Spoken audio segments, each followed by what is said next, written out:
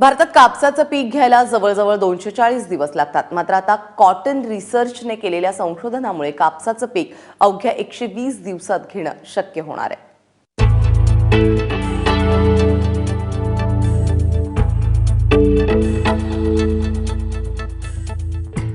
आतापर्यंत कापूस पिकण्याच्या या प्रक्रियेला 240 दिवस लागायचे.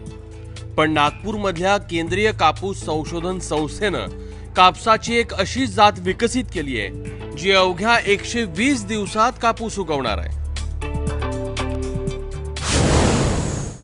उसमें जो बेस्ट ऑफ द बेस्ट है वे उसको सेलेक्ट करके उसको स्टेबलाइजेशन प्रोसेस बोलते हैं कि जो एक बार उसके स्टेबलाइज हो गया उसको 6 साल लगता है स्टेबलाइज होने को. एक बार वो स्टेबलाइज होने के बाद उसका जो बीज निकलते हैं उसमें कोई वेरिएशन नहीं आएगा.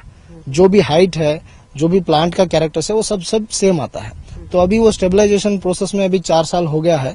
So and for last 2 years उसका परफॉर्मेंस जो अर्लीनेस है 120 डेज में उसका पूरा जो बोन्ड से बस्ट हो जाता है.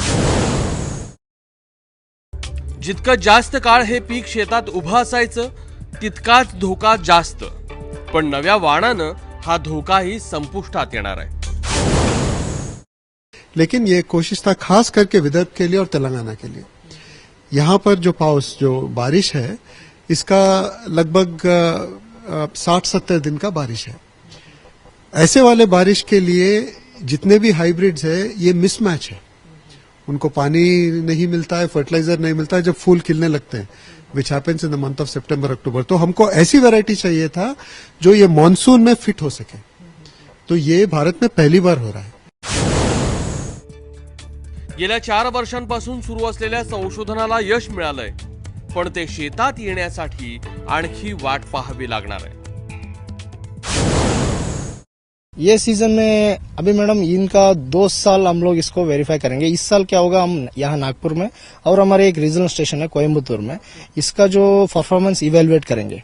उसका जो बेस्ट ऑफ द बेस्ट हम सेलेक्ट करेंगे, जो अगले साल में उसको सीड मल्टीप्लाई करके देन ऑल ओवर इंडिया इसका टेस्टिंग होगा. सो ये सब प्रोटोकॉल होके एक yes this is the variety उसका जो पैकेट फॉर्म में आके जो किसानों के लिए आने के लिए कम से कम 2 साल तो लगेगा. या नव्या संशोधनामुळे कापूस कमी कालावधीत काढणीला येईल. कापसावर किडींचा प्रादुर्भाव कमी होईल. कापसाचा दर्जा पूर्वीपेक्षा आणखी सुधारेल. शेतकऱ्याचा कापूस बाजारात लवकर जाईल आणि कमी जागेत जास्त कापसाचे उत्पादन देईल.